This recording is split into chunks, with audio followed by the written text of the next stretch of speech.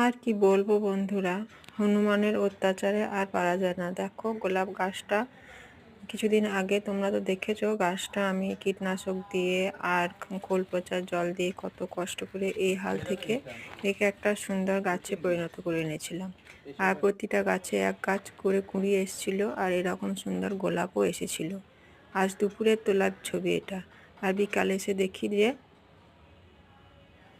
তারপর গিয়েছিলাম দুপুরে একটু ডাক্তারের কাছে। তো হনুতে সেইটুকু সময়ের মধ্যে গোটা ছাদটা একদম অবস্থা লণ্ডভণ্ড করে দিয়ে গেছে। তো দেখো গাছটা কত সুন্দর হয়েছিল, কত মোটা মোটা কুঁড়ি।